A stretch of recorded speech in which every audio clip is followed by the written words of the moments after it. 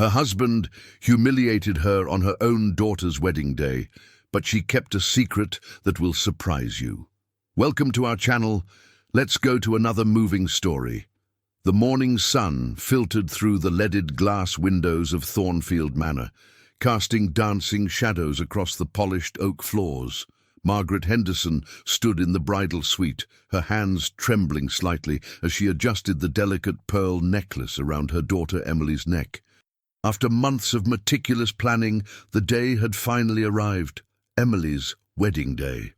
"You look absolutely radiant, darling," Margaret whispered, her voice catching slightly. Emily's reflection in the antique mirror was everything a mother could dream of. Luminous skin, eyes bright with joy, and the kind of smile that could light up entire rooms. The ivory silk dress, chosen together during countless shopping trips, fit like it had been painted on. Outside, the grounds of the Kent countryside estate buzzed with controlled chaos. Florists added final touches to arrangements of white roses and peonies, while caterers bustled between the kitchen and the marquee that had been erected on the perfectly manicured lawn. Margaret had overseen every detail, from the hand-calligraphed place cards to the selection of wines that would complement each course of the reception dinner. "Mum, you've been incredible through all of this," Emily said, turning to face her mother. "I know things have been tense with Dad lately, but today feels perfect because of you." Margaret's chest tightened at the mention of David. Her husband of 32 years had been increasingly distant over the past months, their conversations reduced to logistics about the wedding and polite exchanges about household matters. The silence between them had grown so thick she could almost touch it, but she had pushed her concerns aside, determined that nothing would overshadow Emily's special day. "Today is about you and James," Margaret replied, forcing brightness into her voice. "Everything else can wait." The ceremony itself was everything they had envisioned. St. Mary's Church, with its Norman architecture and stained glass windows, provided the perfect backdrop. Margaret watched from the front pew as Emily walked down the aisle on David's arm, her heart swelling with pride and an unexpected pang of melancholy. When had time moved so quickly? It seemed like yesterday that Emily was a gap-toothed 7-year-old, insisting on wearing her tutu to the grocery store. David looked handsome in his morning coat, his silver hair neatly combed, playing the role of proud father to perfection. To the outside world, they must have appeared as the ideal family, successful, well-established, gracefully aging together. If only they knew the truth about the hollow conversations, the separate bedrooms, the way he looked through her rather than at her these days. The vows were heartfelt, the kiss tender, and the recessional triumphant. Margaret dabbed at her eyes with her lace handkerchief, careful not to smudge her makeup. There would be photographs, hundreds of them, and she wanted to look her best for Emily's sake. The cocktail hour on the manor's terrace was a blur of congratulations and champagne toasts. Margaret moved through the crowd with practiced grace, ensuring guests felt welcomed, checking that the canapés were being served at the right temperature, and making small talk with relatives she hadn't seen in years. Aunt Vivian remarked on how wonderful Margaret looked, and Uncle Charles complimented the choice of venue. "You've outdone yourself, Margaret," said Sarah Mitchell, her longtime friend and neighbour. "This is absolutely magical." "Emily deserves nothing less," Margaret replied, though part of her wondered if she had thrown herself into the wedding planning with such intensity to avoid facing the growing chasm in her own marriage. Every decision about flowers and menus had been a welcome distraction from David's increasingly frequent business trips and late nights at the office. As the sun began to set, painting the sky in shades of rose and gold, guests were called to dinner. The marquee had been transformed into something from a fairy tale, crystal chandeliers hanging from the peaked ceiling, round tables draped in cream silk, and centerpieces that seemed to glow in the candlelight. Margaret took her seat at the head table, David beside her, both of them beaming as Emily and James were announced as husband and wife. The applause was thunderous, the joy infectious. For a moment, Margaret allowed herself to believe that everything truly was perfect, that the fairy tale would have its happy ending. She had no idea that in less than an hour her carefully constructed world would come crashing down around her, and that the man sitting beside her was about to shatter not just her heart, but her very sense of reality. The dinner progressed flawlessly. Course after course emerged from the kitchen: wild mushroom soup, pan-seared salmon with herb crust, perfectly aged beef tenderloin. Margaret barely tasted any of it, too focused on ensuring everything ran smoothly. She caught the eye of the wedding coordinator, nodded approvingly at the sommelier's wine pairings, and smiled graciously at guests who approached to compliment the evening. As the main course plates were cleared away, the familiar tinkle of silver against crystal filled the air. It was time for the speeches. Margaret's stomach fluttered slightly, not from nerves about her own brief remarks, but from the knowledge that David would speak as father of the bride. They had barely discussed what he planned to say, another casualty of their recent emotional distance. James rose first, his young face flushed with happiness and perhaps a bit too much champagne. His speech was charming and heartfelt, full of jokes about how Emily had refused to let him see her in her wedding dress until that morning, and promises to love her even when she hogs the covers and steals my socks. The guests laughed appreciatively, and Emily dabbed at her eyes with her napkin. Margaret's own speech came next. She had practiced it dozens of times in front of her bedroom mirror, wanting every word to be perfect. She spoke about watching Emily grow from a determined toddler into the accomplished, kind-hearted woman before them. She shared the story of Emily's first day of school, when she had announced she was going to marry her teacher, Mr. Patterson, who was at least 60 years old. The crowd erupted in laughter, and even Emily giggled behind her hand.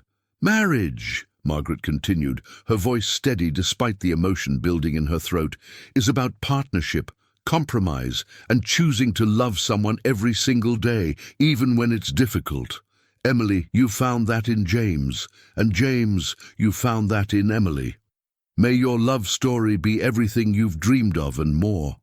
The applause was warm and genuine. Margaret resumed her seat, pleased that she had managed to get through her speech without breaking down. Now it was David's turn. He stood slowly, adjusting his tie, a nervous habit she remembered from their early days together. The room fell silent, expectant. David cleared his throat and looked out over the sea of faces. Family, friends, colleagues, all waiting to hear the proud father's words about his daughter. "Thank you all for being here tonight," he began, his voice carrying clearly through the marquee. 32 years ago, Margaret and I stood before many of you and made vows to each other. We promised to love, honor, and cherish, in sickness and health, for better or worse. Margaret felt a flutter of hope. Perhaps he was going to acknowledge their struggles but reaffirm their commitment. Perhaps this public setting would be the catalyst for them to find their way back to each other. "We've raised 2 beautiful children together," David continued, his gaze finding their son Michael at a nearby table. "We've built a life, a home, a family that I hope has served as a foundation for Emily and James as they begin their own journey." The guests were smiling, some dabbing at their eyes. Margaret reached for David's hand under the table, but he subtly pulled away, continuing to hold the microphone. "But I would be dishonest if I didn't acknowledge that sometimes life takes unexpected turns," David said, his tone shifting slightly. "Sometimes what we thought was our forever turns out to be just a chapter in a larger story." A ripple of confusion passed through the crowd. Margaret felt her blood beginning to cool, a sense of dread creeping up her spine like ice water. "Margaret has been a devoted mother and wife," David continued, his words measured and deliberate. "She's given our family everything she had to give, but after much consideration, I believe it's time for us both to write new chapters in our lives. It's time for us to part ways and find new happiness." The silence that followed was deafening. Margaret felt as though the air had been sucked from her lungs. Faces turned toward her, some shocked, some pitying, some curious about how she would react.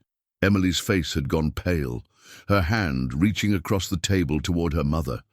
"I wanted to share this news tonight because this isn't an ending," David said, seemingly oblivious to the devastation he had just unleashed. "It's a beginning. For all of us. Emily, my darling daughter, you're starting your new life with James, and your mother and I are starting new lives as well. This is what growth looks like." Margaret found herself standing, though she didn't remember making the decision to do so. The faces around her were a blur, but she could feel the weight of their stares, their shock, their judgment. Some were waiting for her to scream, to throw something, to collapse into hysterics. Others seemed frozen, unsure whether to look away or lean closer. Instead, Margaret smiled, not the bright, practiced smile she had worn all day, but something smaller, more genuine. She picked up her champagne flute and raised it slightly. "Thank you, David," she said, her voice carrying surprisingly well without the microphone, "for 32 years and for this clarity." She took a small sip of champagne, set the glass down carefully, and walked out of the marquee, her head held high, leaving behind a room full of stunned silence and one utterly ruined wedding reception. The cottage where Margaret had been staying during the wedding weekend felt impossibly small in the days that followed.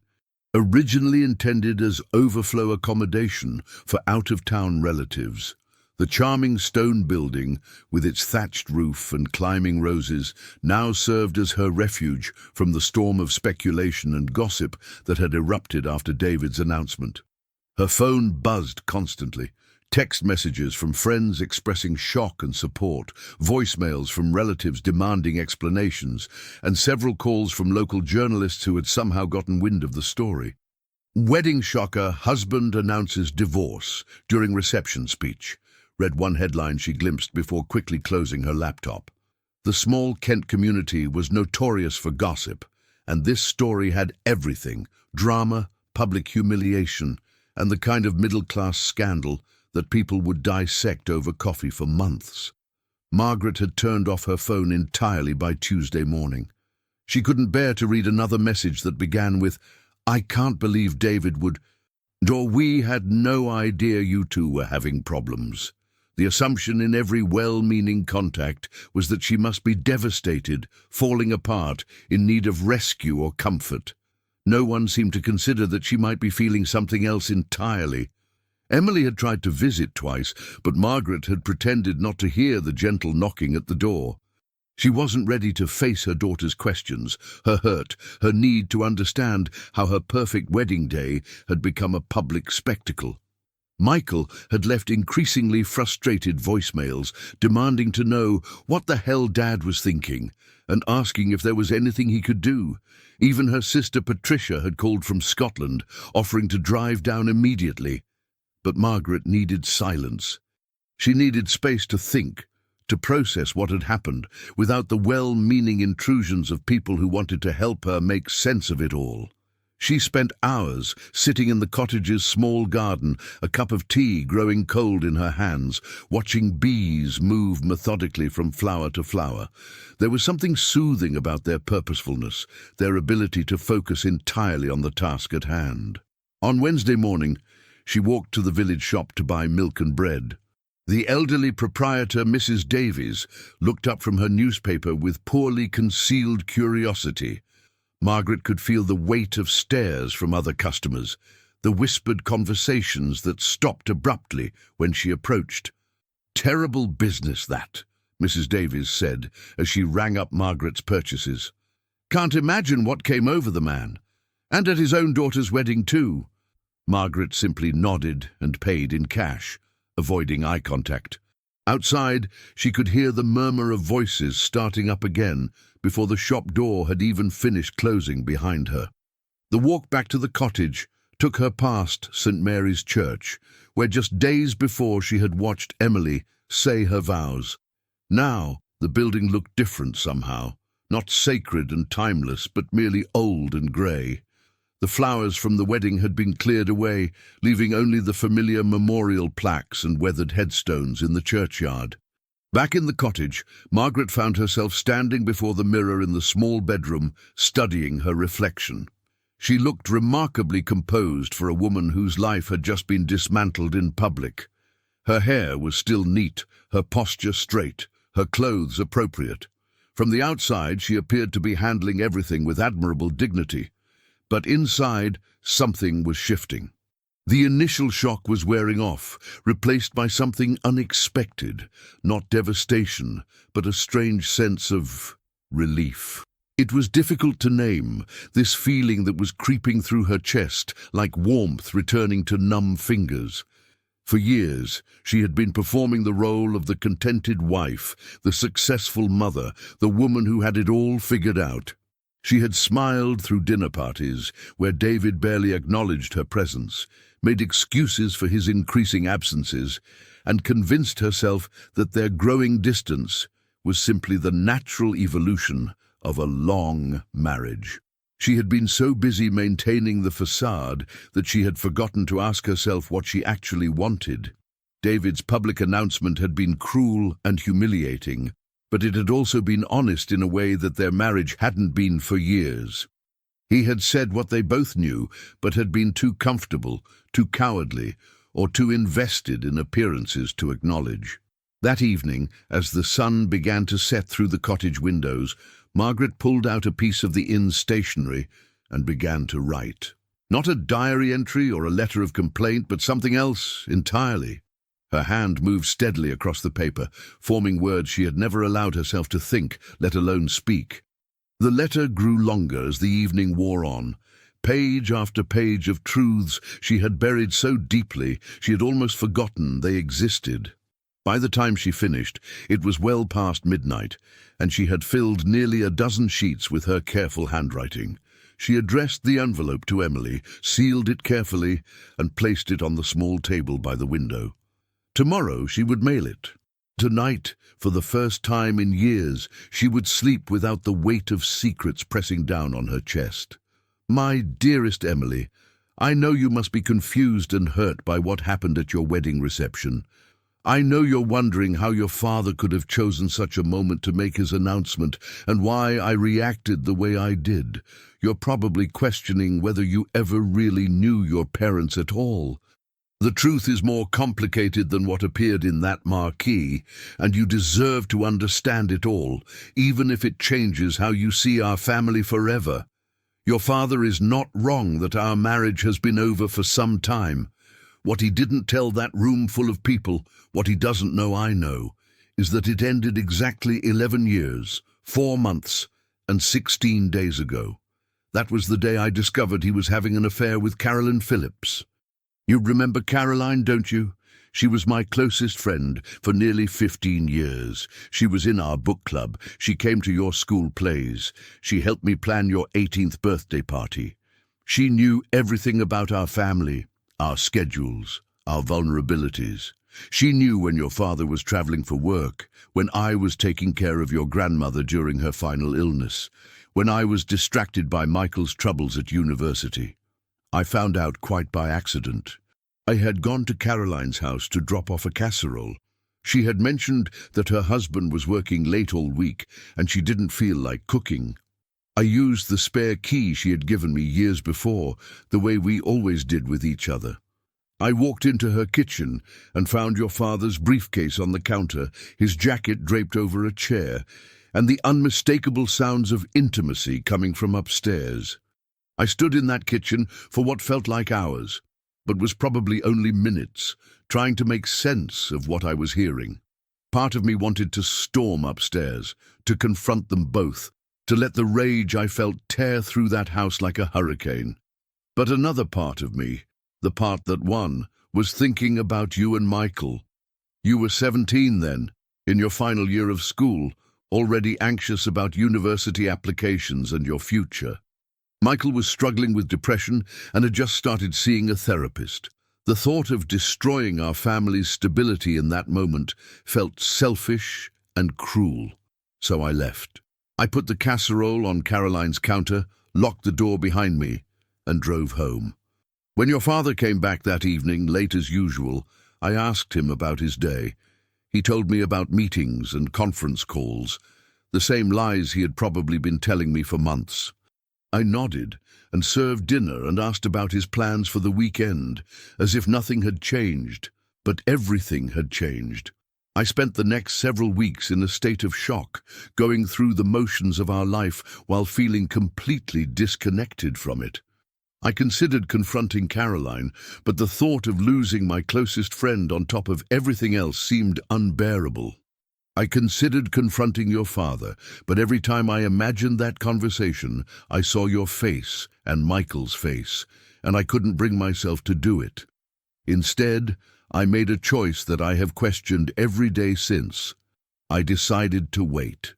I told myself that if I could just hold our family together until you both were settled in your adult lives, then I could deal with the wreckage of my marriage.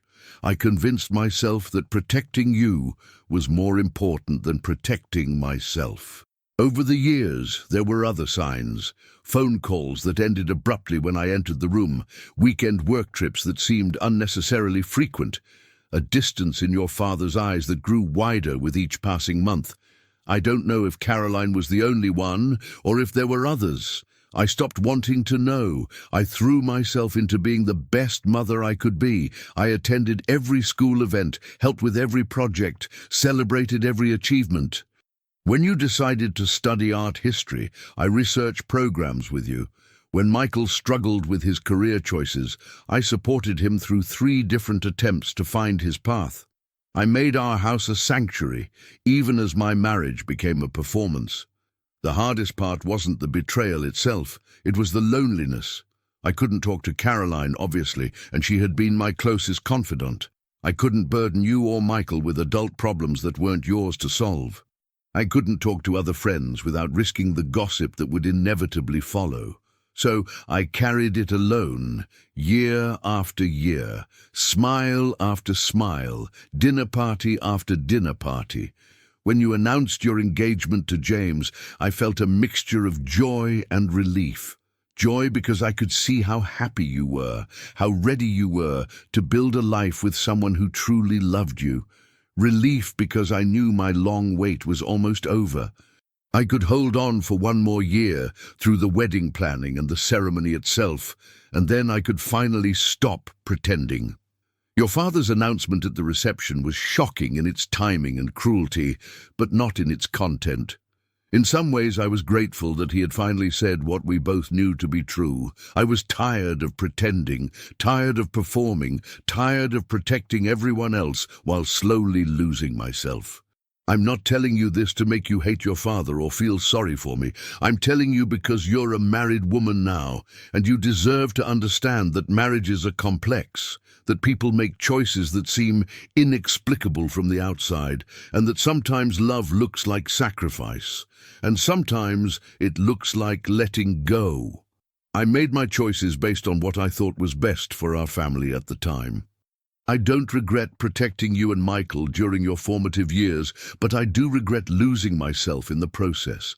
I spent so long trying to be the perfect wife and mother that I forgot how to be Margaret. Your wedding was beautiful, despite how it ended. Watching you marry James, seeing the love and partnership you two share, gave me hope that not all love stories end in disappointment. Hold on to that, darling. Build something real and honest with your husband, something that doesn't require performance or pretense. I'm going to disappear for a while. I need time to remember who I am when I'm not defined by my relationships to other people. Don't worry about me. For the first time in years, I'm not worried about me either. All my love.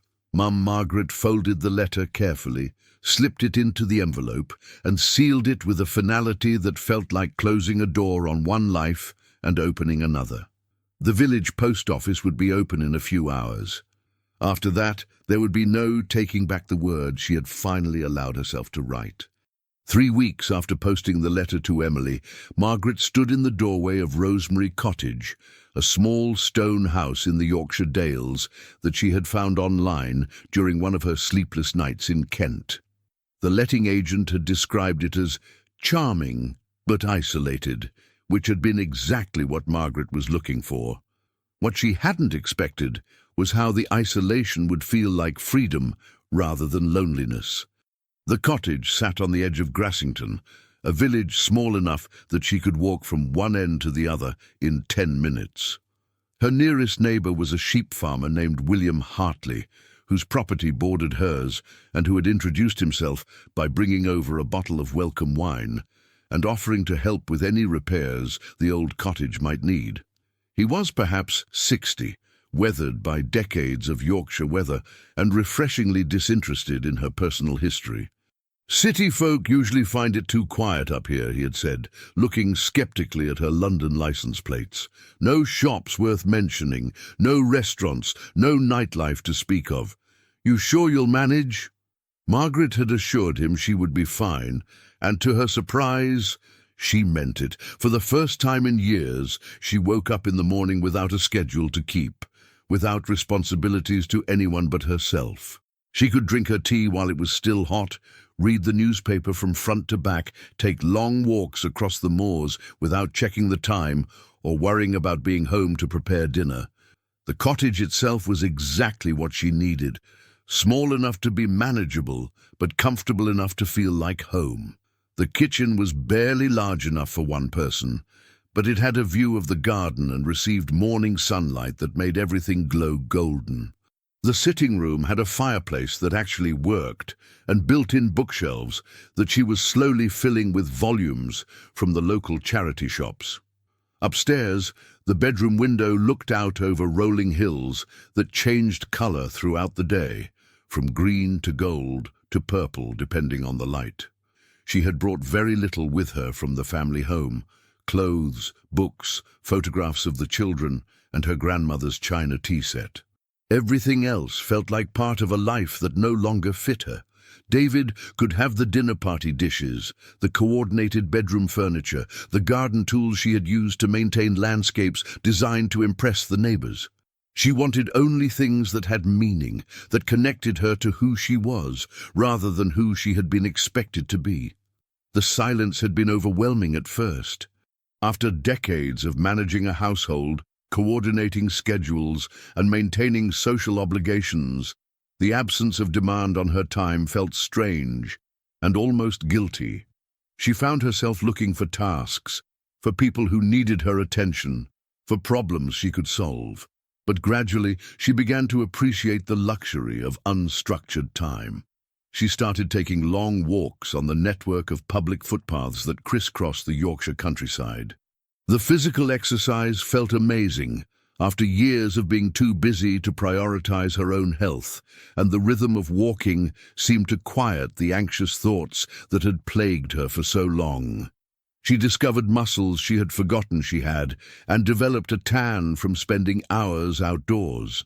One morning, about a month after moving to Yorkshire, Margaret was walking past the local primary school when she noticed a small sign in the window: "Supply teacher needed, English and literature."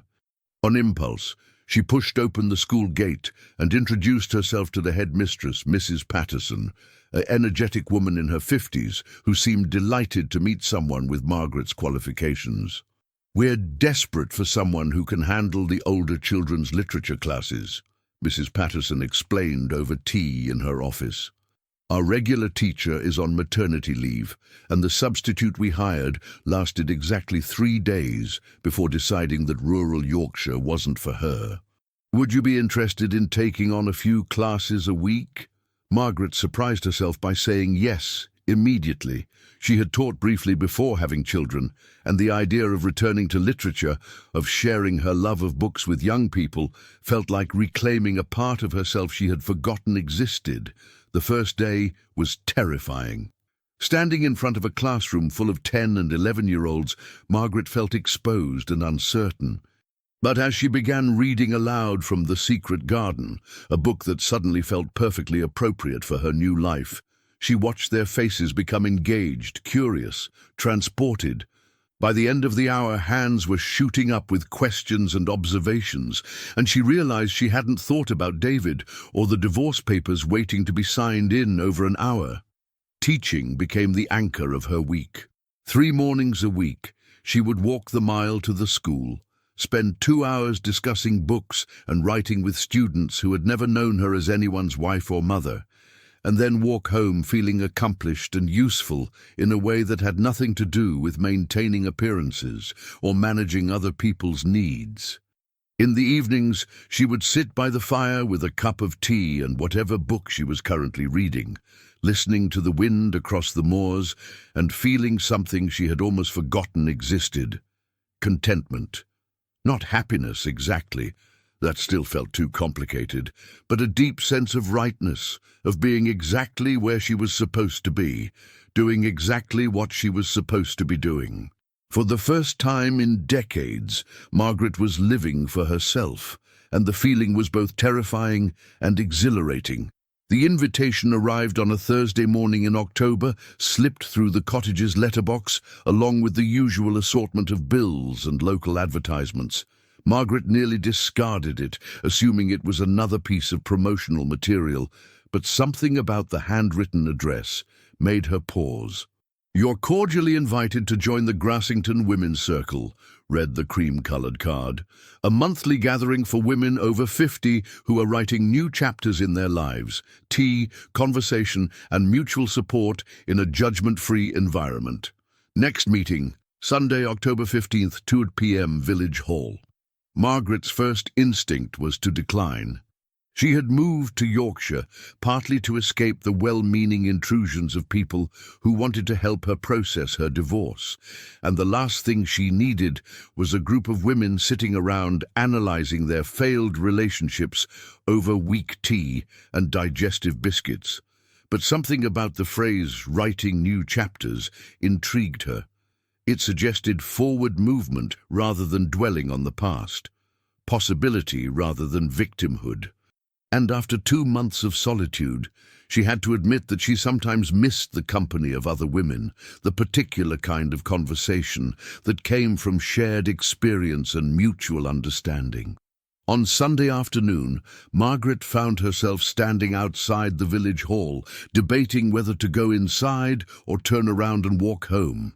Through the windows, she could see a circle of chairs occupied by women of various ages, a tea trolley in the corner, and the warm glow of lamplight that suggested comfort rather than interrogation.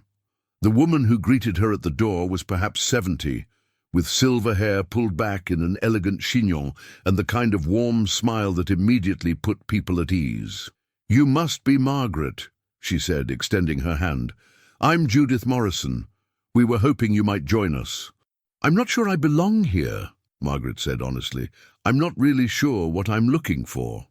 "None of us were when we started," Judith replied. "That's rather the point." The circle consisted of 8 women, ranging in age from Margaret's 53 to what appeared to be well into the 70s. As they went around the group sharing their stories, Margaret realized that divorce was only one of many transitions that had brought them together. There was Helen, who had retired from a successful career in banking and was struggling to define herself without her professional identity. Susan, whose husband had died suddenly the previous year, leaving her to navigate widowhood in a marriage that had lasted 46 years. Barbara, who had spent 30 years caring for her disabled son and was learning to live for herself now that he had moved into supported housing. "The thing about being women of our generation," explained Ruth, a former headmistress who had moved to Yorkshire after selling the family home in London, "is that we were raised to define ourselves through our relationships to other people. We were someone's daughter, then someone's wife, then someone's mother. The idea of being just ourselves, of having our own desires and ambitions independent of those roles, was never really presented as an option." Margaret found herself nodding along with the conversation in a way that felt both surprising and relieving. These women understood something that her well-meaning friends and family back in Kent couldn't quite grasp, that her divorce wasn't just about the end of her marriage, but about the beginning of something else entirely. "Tell us about yourself, Margaret," Judith said gently. "Only what you feel comfortable sharing." Margaret had planned to keep her story brief and general, But something about the atmosphere in the room, the lack of judgment, the genuine interest, the sense that these women had all faced their own reckonings, made her want to be honest. She told them about the wedding, about David's announcement, about the years of silence and pretense that had preceded that moment. She spoke about discovering the affair, about choosing to wait until Emily was settled before confronting the reality of her marriage, about the strange mix of humiliation and relief she had felt when everything finally came into the open. "I keep waiting to feel destroyed by it all," she said. "Everyone expects me to be devastated, and part of me thinks I should be. But mostly I just feel free. Is that terrible?" "It's honest," said Susan quietly. "When my Robert died, people expected me to be inconsolable forever, and I was devastated. Don't misunderstand me. But there was also this tiny, guilty part of me that was relieved not to have to take care of anyone else for the first time in decades. We're allowed to have complicated feelings about the end of things, even when we loved the people we've lost." The meeting continued for another hour, covering topics that ranged from practical concerns, how to manage finances as a single woman, where to find reliable tradespeople, the challenges of maintaining a home alone, to deeper questions about identity, purpose, and the unexpected opportunities that could emerge from life's disruptions. As Margaret walked home across the moors in the gathering dusk, she felt something shift inside her chest, a loosening of tension she hadn't even realized she'd been carrying. For the first time since David's announcement, she had spoken about her experience without having to manage other people's reactions or comfort their discomfort with her situation. The women in the circle had listened without trying to fix her, without offering platitudes about everything happening for a reason or suggestions about how to win David back. They had simply acknowledged that her story was hers to tell, her feelings were hers to feel, and her future was hers to shape. That night, Margaret sat by her fireplace with a notebook she had bought months ago, but never used. She began writing, not a letter this time, but something else. Thoughts, observations, fragments of conversations that had stayed with her. She wrote about the particular quality of autumn light in the Yorkshire hills, about the satisfaction of teaching literature to young minds eager to discover new worlds, about the strange comfort of waking up each morning with no one's needs to anticipate but her own. The writing felt different from the painful honesty of her letter to Emily.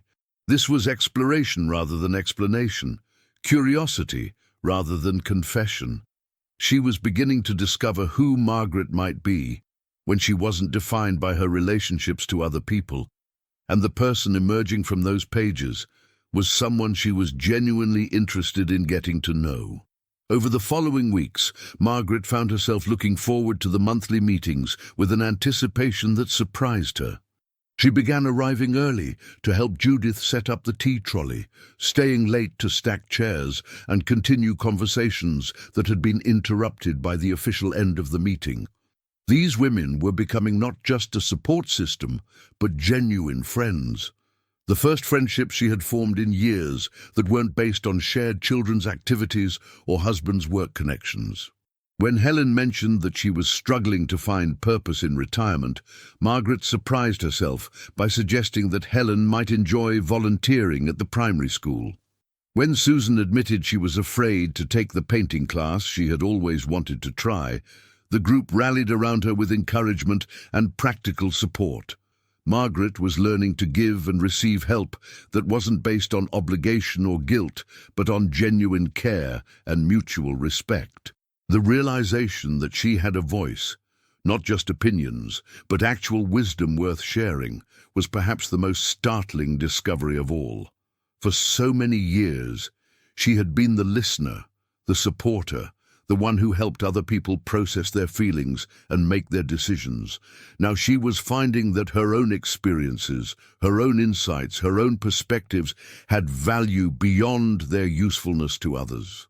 In November, when the group was discussing the challenges of the approaching holidays, Margaret found herself speaking with a confidence that would have been unimaginable just months before. "I think," she said, "that we have to stop waiting for other people to give us permission to be happy. We have to stop apologizing for taking up space in our own lives." The silence that followed wasn't uncomfortable, but thoughtful.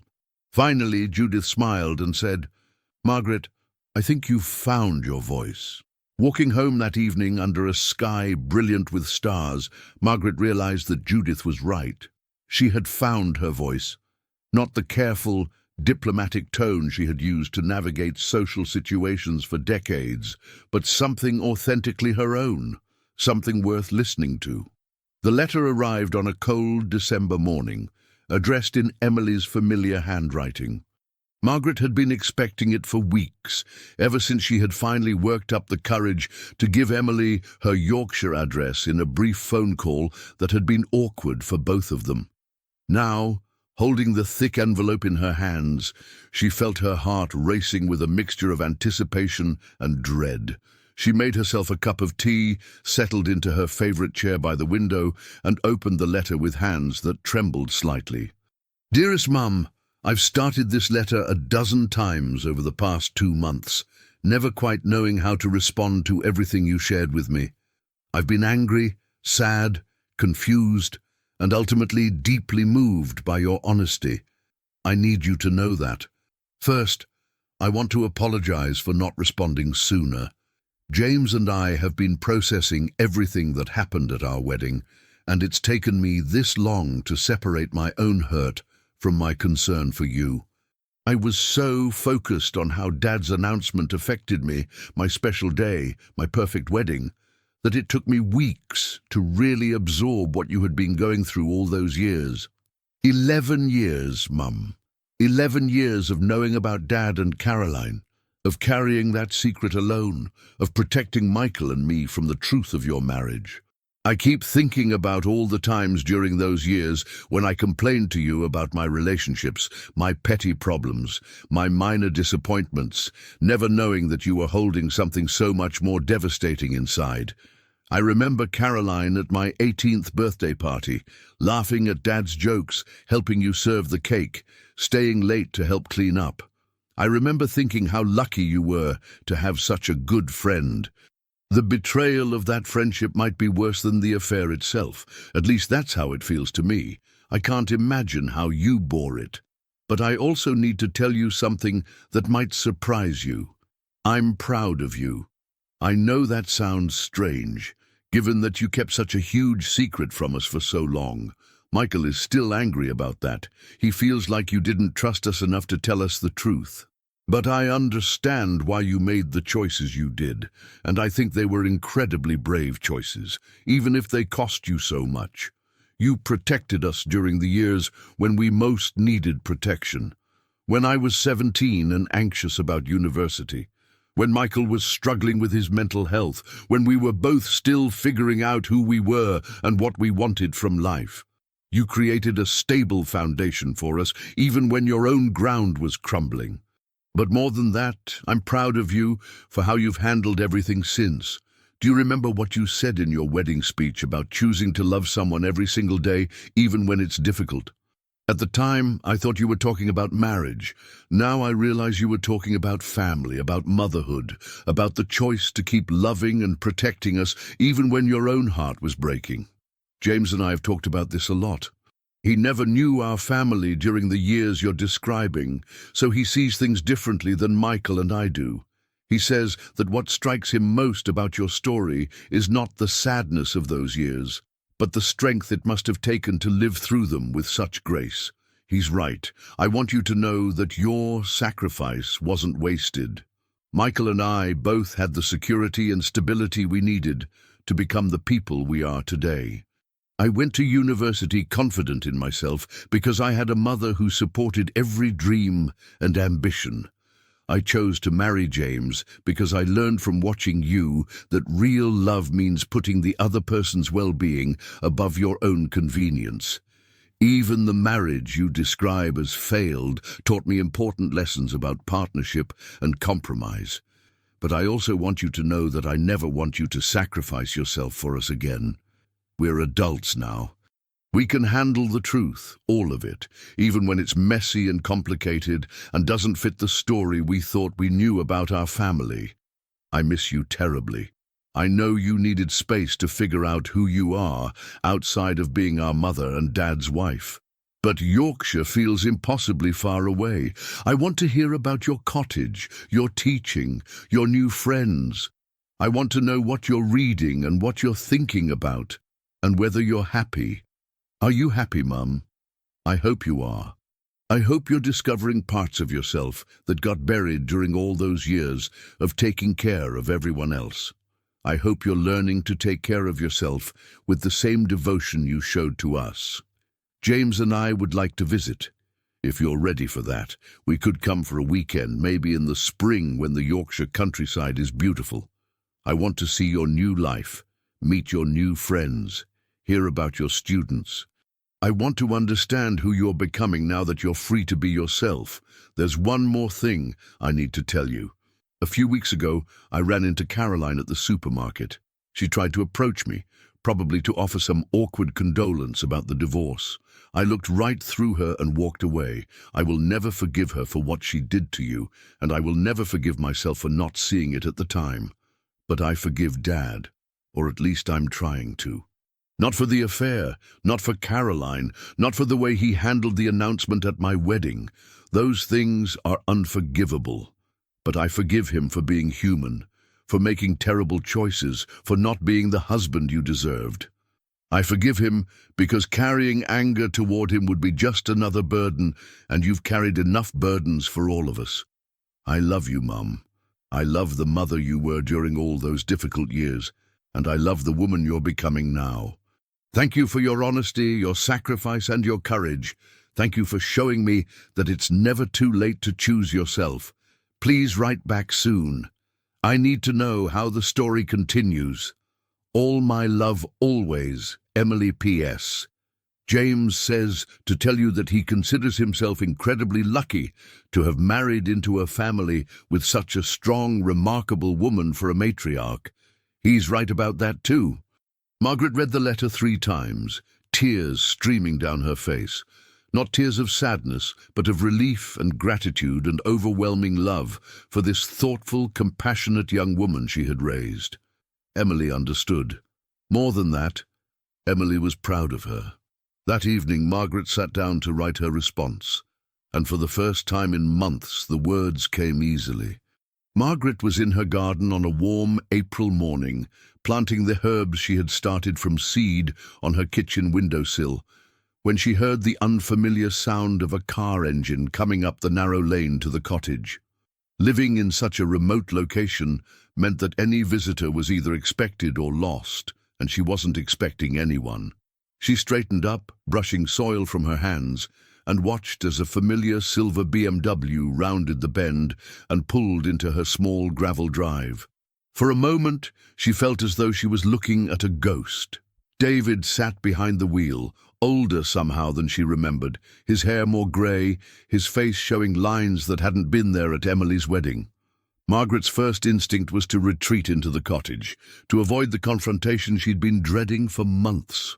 But as she watched David get out of the car and look around at her new surroundings with obvious uncertainty, she realized that she didn't feel the panic or anger she had expected. Instead, she felt curious about what had brought him here, what he hoped to accomplish, and how she would respond to seeing him again. "Hello, Margaret," he said, approaching the garden gate with the careful politeness of a stranger asking for directions. "I hope you don't mind the intrusion." "Emily gave me your address." "Of course she did," Margaret replied, not moving from where she stood among her seedlings. "What brings you to Yorkshire, David?" He looked around at the cottage, the rolling hills, the sheep dotting the distant pastures. "It's beautiful here," he said. "Very peaceful. I can see why you chose it." Margaret waited. After 32 years of marriage, she knew when David was building up to something difficult, and she had no intention of making this easier for him. "I wanted to talk to you," he said finally. to explain, I don't know, to try to make things right somehow. Make things right, Margaret repeated, and was surprised by the steadiness of her own voice. I'm not sure what that would look like, David. Are you planning to undo the last 11 years? Take back what happened at Emily's wedding? Somehow erase the fact that our entire marriage was built on pretense? David winced. You know about Caroline. I've known about Caroline for 11 years, Margaret said calmly. I've known about the lies, the excuses, the gradual erosion of any real intimacy between us. What I didn't know was how liberating it would feel to finally stop pretending everything was fine. Margaret, let's sit down, she interrupted, gesturing toward the small garden table where she ate breakfast on sunny mornings. If we're going to have this conversation, we might as well be comfortable. They sat across from each other, the silence stretching between them like the years they had lost. David looked smaller than she remembered, less sure of himself. The confidence that had carried him through business meetings and social gatherings seemed to have deserted him. I've made a mess of everything, he said finally. The way I handled the announcement at Emily's wedding was inexcusable. I was a coward. I should have talked to you privately, should have been honest years ago instead of letting things drift the way they did. Yes, Margaret agreed, you should have, but we're past the point where apologies can fix what's broken, don't you think? Are we? David asked, and she could hear something like hope in his voice. Margaret, I've had months to think about what I threw away, about what we had before everything went wrong. Maybe we could try again, start fresh. I've ended things with Caroline. I've been seeing a therapist. I've realized... David. Margaret's voice was gentle but firm. Stop. He looked at her with confusion, as if he couldn't understand why his rehearsed speech wasn't having the desired effect. You're talking about starting fresh, as if we were both equally responsible for the breakdown of our marriage, Margaret continued. As if we both chose to let things drift, as if we both made mistakes that we need to overcome together. But that's not what happened. She paused, choosing her words carefully. I spent 11 years trying to save our marriage. I chose silence instead of confrontation, loyalty instead of honesty, stability instead of authenticity. I sacrificed my own happiness, my own integrity, my own sense of self to preserve something that you had already abandoned. I never abandoned. You abandoned our marriage the moment you started lying to me, Margaret said. Every time you came home from Caroline's house and told me about your day at the office, every time you kissed me goodnight, knowing you had been with someone else, every time you let me plan our social life around a relationship that was already over, you were abandoning what we had built together. David was quiet for a long moment. When he spoke again, his voice was smaller. I know I hurt you. I know I handled everything badly. But don't you think we owe it to ourselves, to the life we built together, to try to salvage something? Margaret looked at him, really looked at him, for the first time since he had arrived. She tried to find traces of the young man she had fallen in love with, the father who had walked Emily down the aisle, the partner who had once made her laugh. But all she could see was a stranger who had worn her husband's face while dismantling her life piece by piece. David, she said gently, I don't want to salvage anything from our marriage. I want to build something entirely new, something that's mine alone. For the first time in my adult life, I'm living for myself, making decisions based on what I want rather than what other people need from me. I'm teaching again. I have friends who know me as Margaret rather than as someone's wife. I wake up every morning excited about the day ahead. Why would I want to go back to being the woman who was slowly disappearing in our house? But don't you miss, he began. I miss the person I thought you were, Margaret interrupted. I miss the marriage I thought we had, but I don't miss the reality of what we actually were together. I don't miss the loneliness, the pretense, the constant feeling that I was performing a role rather than living an authentic life. They sat in silence as a gentle breeze rustled through the herbs Margaret had been planting. Finally, David stood up. I suppose I should go, he said. Yes, Margaret agreed. "I think you should." As she watched him walk back to his car, Margaret felt something she hadn't expected. Compassion. Not forgiveness exactly, and certainly not reconciliation, but a recognition that David, too, had lost something in the wreckage of their marriage. The difference was that she had found something better in the aftermath, while he was still looking backward, trying to resurrect what was already dead. After his car disappeared around the bend, Margaret returned to her garden. She had herbs to plant, lessons to plan for Monday's classes, and a letter from Emily to answer. She had a life to live, and for the first time in decades, it was entirely her own. 18 months later, Margaret stood at the podium in the conference room of a London hotel, looking out at an audience of 200 women, ranging in age from their 40s to their 80s. The banner behind her read, "Reinvention after 50, women writing new chapters," and she was the keynote speaker. The invitation had come through Judith, whose connections in the women's professional network had led to this moment.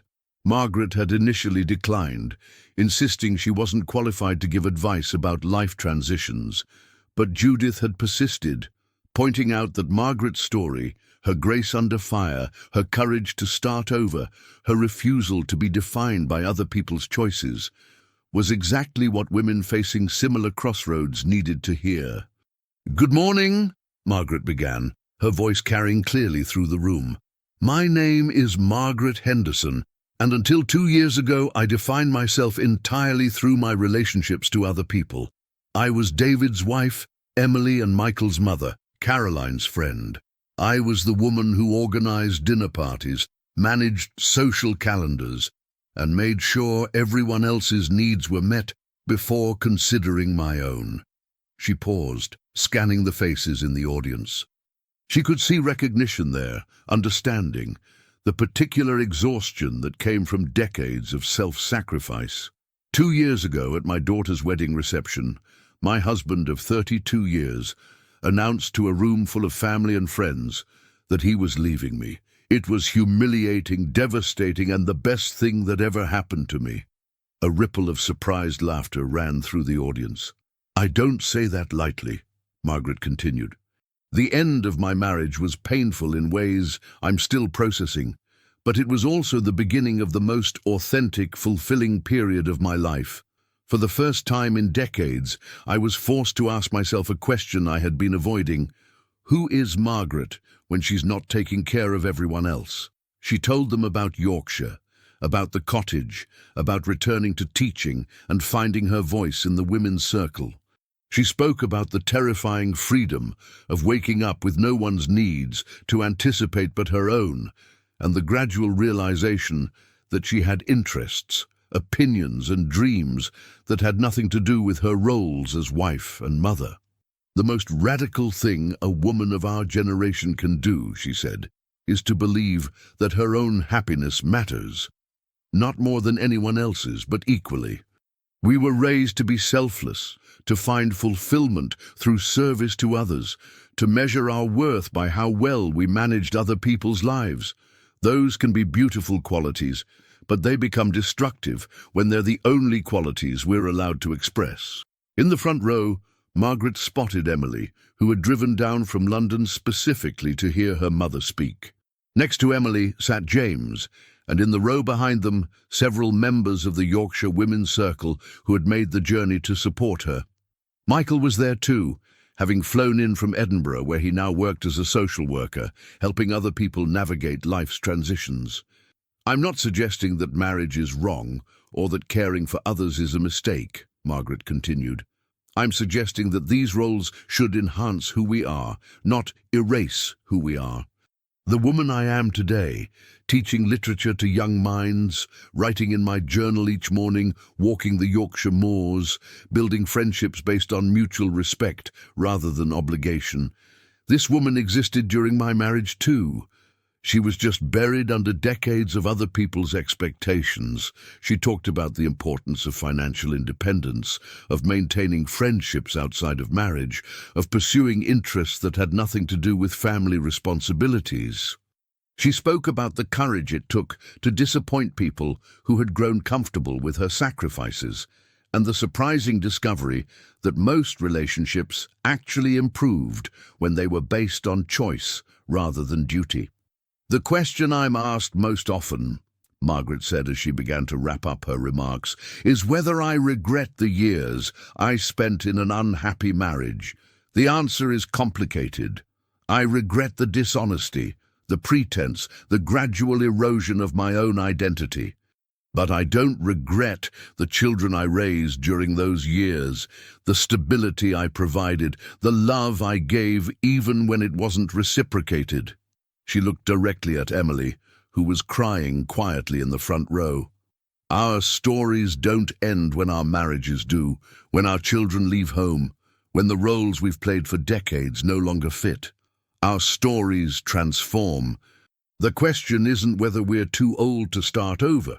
The question is whether we're brave enough to discover who we've always been underneath all the roles we've played." The applause was sustained and heartfelt. During the question and answer session that followed, women shared their own stories of reinvention, their fears about starting over, their struggles with guilt and self-doubt. Margaret listened with the patience she had learned in the Yorkshire Women's Circle, offering not solutions, but recognition, not advice, but validation. Afterward, as she signed copies of the small memoir she had published about her experience, Margaret reflected on how far she had travelled from that devastating moment at Emily's wedding reception. She thought about the woman who had walked out of that marquee 2 years ago, dignified but broken, gracious but lost. That woman had been brave without knowing it, strong without feeling it.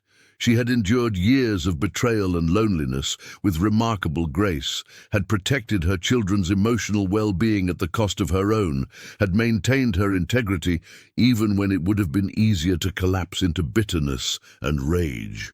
But the woman she had become, the woman who stood confidently before audiences, who woke up each morning excited about the day ahead, who had learned to value her own happiness as much as everyone else's. This woman was not a replacement for who she had been before. She was a revelation of who had always been there, waiting for permission to exist. As Margaret packed up her notes and prepared to return to Yorkshire, to her cottage and her students and her garden, she smiled at the thought of the letter she would write to herself that evening, not to process pain or explain decisions, but simply to record another day in a life that was finally, authentically, joyfully her own.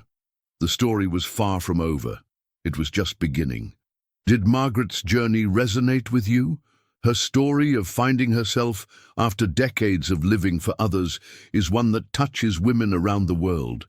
If you found inspiration in her courage to choose herself, even at 53, please give this video a thumbs up and share it with someone who might need to hear Margaret's message.